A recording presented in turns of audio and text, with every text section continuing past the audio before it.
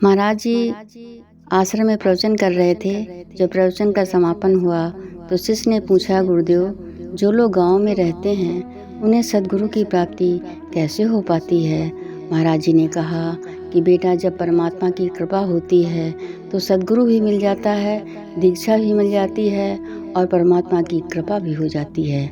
इसी पर आधारित एक छोटी सी कथा सुनाता हूँ। एक त्रिकालदर्शी संत जगह जगह घूम करके अपना प्रवचन किया करते थे।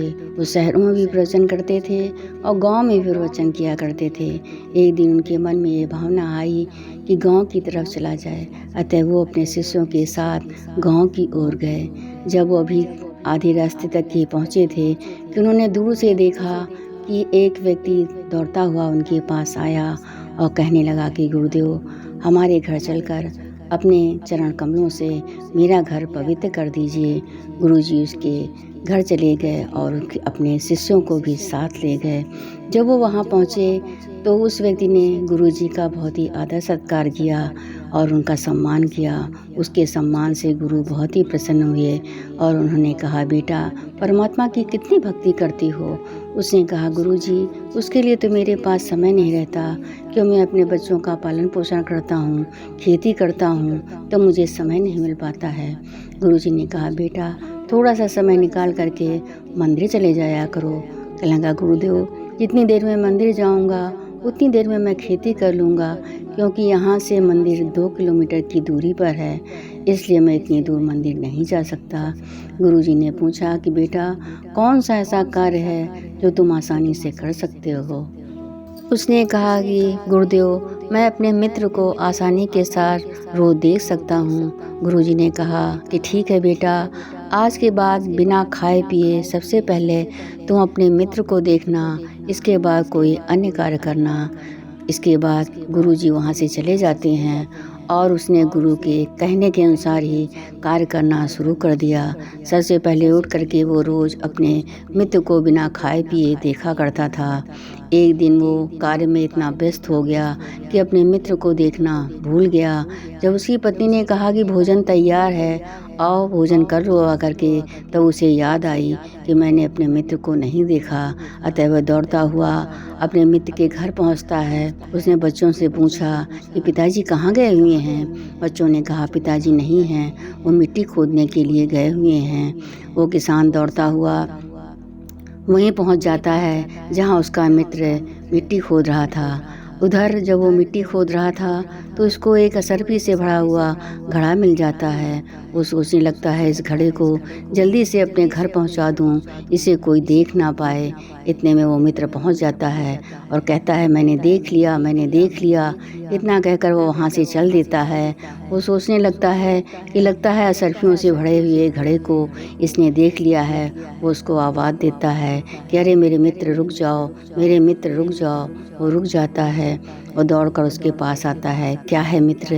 कहने लगा, ये बात किसी और से मत बताना, ये सरफी से भरा हुआ घड़ा है, इसमें आधी तुम्हारी हैं और आधी मेरी हैं। इनको लेकर के घर चलता हूँ। उन असरफियों को लेकर के वो घर आ जाता है और आधी आधी असरफियाँ दोनों लोग रख लेते हैं। धीरे धीरे करके उनके घर की यथास्थिति बदलती जाती है, काफ़ी परिवर्तन आ जाता है, अपना निजी घर बन जाता है, खेती बाड़ी में काफ़ी तरक्की हो जाती है। एक दिन जब वो खेती से लौट रहे थे तो उन्होंने कहा, मित्र, हमारे पास भगवान का दिया हुआ सब कुछ है, हम लोग केवल एक ही कार्य नहीं करते हैं, ईश्वर की आराधना नहीं करते, उसकी भक्ति नहीं करते। आज हमारे पास जो कुछ है वो ईश्वर का दिया ही हुआ है, क्योंकि संत ने कहा था कि अगर तुम कोई कार्य मन लगा करके करोगे तो तुम्हारा कार्य अवश्य पूरा होगा। मुझे लगता है जो मुझे ये सरफियाँ मिली हैं ये उस संत की कृपा से ही मुझे प्राप्त हुई हैं।